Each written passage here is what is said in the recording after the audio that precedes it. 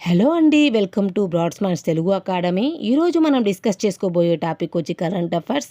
ముందుగా ఈ వీడియోని లైక్ చేయడం మర్చిపోవద్దు. మీరు చేసే ఈ ఒక్క లైక్ వల్ల ఈ వీడియో అందరికీ రీచ్ అవుతుంది, యూస్ఫుల్ అవుతుంది. కొత్తగా చూసే వాళ్ళు ఎవరైనా ఉంటే సబ్స్క్రైబ్ చేసుకోవడం మర్చిపోవద్దు. మరిన్ని వీడియోస్ కోసం బెల్ ఐకాన్ని క్లిక్ చేయండి. ఫస్ట్ టాపిక్, ఆధార్తో ఓటర్ గుర్తింపు కార్డు అంటే ఆధార్ అనుసంధానంతో ఓటర్ గుర్తింపు కార్డు. ఓటర్ గుర్తింపు కార్డులో అవకతవకలు జరుగుతున్నాయని కేంద్ర ఎన్నికల సంఘం దీన్ని ప్రారంభించడం జరిగింది. ఆధార్ కార్డుతో అనుసంధానం చేసే ప్రక్రియ ఇది. ఓటర్ కార్డుని ఆధార్ కార్డుతో అనుసంధానం చేస్తారు. ఇకపోతే 326 భారత రాజ్యాంగంలోని ఆర్టికల్ 326 దేన్ని సూచిస్తుంది అంటే సార్వత్రిక వయోజన ఓటు హక్కు. ఈ ఆర్టికల్ ప్రకారం ఆధార్ కార్డుతో అనుసంధానం చేయడం జరిగింది ఓటర్ కార్డుని. 324 వచ్చి ఎన్నికల కమిషన్ ఏర్పాటు చేయడం జరిగింది. 324 ఎన్నికల కమిషన్. 326 వచ్చి సార్వత్రిక వయోజన ఓటు హక్కు. రాజ్యాంగంలో 326 ప్రకారం ఓటు హక్కు భారత పౌరులకు మాత్రమే ఉంది. ఆధార్ కార్డు ద్వారా పౌరుడి గుర్తింపు నిర్ధారణ జరుగుతుంది. అందుకే ఎన్నికల సంఘం ఓటర్ ఐడిని ఆధార్తో లింకు చేయాలని నిర్ణయించింది. ప్రజా ప్రాతినిధ్య చట్టం 1950లోని సెక్షన్ 23 2021 ఎన్నికల చట్టాల సవరణ ద్వారా ఇది సవరించడం జరుగుతుంది. ఇక్కడ చూడండి, ప్రజా ప్రాతినిధ్య చట్టం 1950లోని సెక్షన్ల ప్రకారం అనుసంధానం చేయడం జరిగింది. 234, 235, 236 నిబంధనల ప్రకారం. అదేవిధంగా ఆర్టికల్ 326 ప్రకారం ఓటర్ ఐడికి ఆధార్ను అనుసంధానం చేయడం జరిగింది. ఇది నోట్ చేసి పెట్టుకోండి. అన్ని కరెంట్ అఫైర్స్ యూస్ఫుల్గా ఉంటాయి. ఇది పాలిటీ కరెంట్ అఫైర్స్, ఖచ్చితంగా నోట్ చేసి పెట్టుకోండి. స్క్రీన్ షాట్ తీసి పెట్టుకోండి అవసరమైతే. ప్రజా ప్రాతినిధ్య చట్టం 1950లోని సెక్షన్ 23ని 2021 ఎన్నికల చట్టాల సవరణ ద్వారా సవరించబడింది. ఈ సెక్షన్ 23 అనేది 2021 ఎన్నికల చట్టాల సవరణ ద్వారా సవరించడం జరిగింది. ఒక భారత పౌరుడి ఓటర్ గుర్తింపుని నిర్ధారించేందుకు ఆధార్ కార్డును స్వచ్ఛందంగా చూపించమని అడిగే అధికారం ఎవరికి ఉంది అని అడిగిందనుకో, ఎవరికి ఉంది అంటే ఎన్నికల రిజిస్ట్రేషన్ అధికారులకు, ఎన్నికల సంఘానికి ఉంది.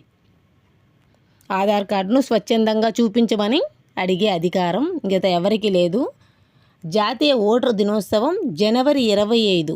జాతీయ ఓటర్ దినోత్సవం ఎప్పుడు జరుపుకుంటారంటే జనవరి 25. దాని టోల్ ఫ్రీ నెంబర్ వచ్చి 1950. Toll free number. భారత ఎన్నికల కమిషన్ 25 జనవరి 1950 నుంచి పనిచేయడం ప్రారంభించింది. ఈ రోజుకు గుర్తుగా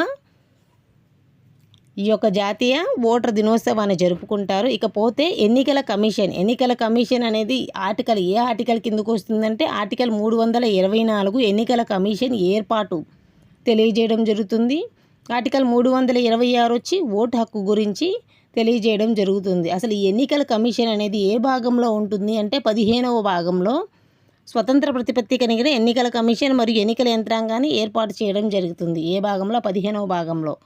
ఇది వచ్చి ఇదంతా 15వ భాగంలోని పార్ట్. జాతీయ ఓటర్ దినోత్సవం ఎప్పుడు అని అంటే 25. అదేవిధంగా టోల్ ఫ్రీ నెంబర్ 1950. నోట్ చేసి పెట్టుకోండి, ఇంపార్టెంట్ బిట్స్ ఇవి.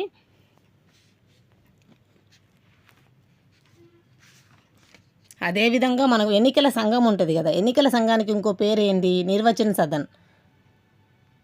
ఇంకా నెక్స్ట్ టాపిక్ వచ్చి చిరంజీవికి జీవిత సౌఫల్య పురస్కారం ప్రదానం చేయనున్న యూకే ప్రభుత్వం నిన్నటి రోజున చిరంజీవి గారికి జీవిత సౌఫల్య అవార్డుని ప్రదానం చేశారు. 4 దశాబ్దాలకు పైగా సినిమా పరిశ్రమకు చేస్తున్న సేవలకు గాను, వ్యక్తిగతంగా చేసిన దాతృత్వానికి గాను, ఆదర్శప్రాయమైన ప్రజాసేవకు గాను యూకే ప్రభుత్వం ప్రముఖ సినీ నటుడు మెగాస్టార్ చిరంజీవి గారికి ఈ సౌఫల్య పురస్కారం అందించడం జరిగింది.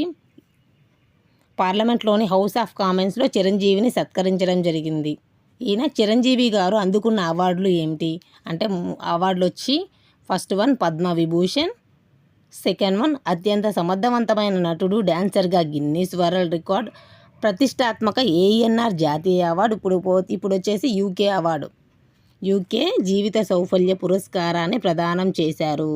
4 దశాబ్దాలకు పైగా సినిమా పరిశ్రమకు చేస్తున్న సేవకు గాను, అదేవిధంగా వ్యక్తిగతంగా చేసిన దాతృత్వానికి, ఆదర్శప్రాయమైన ప్రజాసేవకు గాను ఈ అవార్డ్స్ ఇవ్వడం జరిగింది.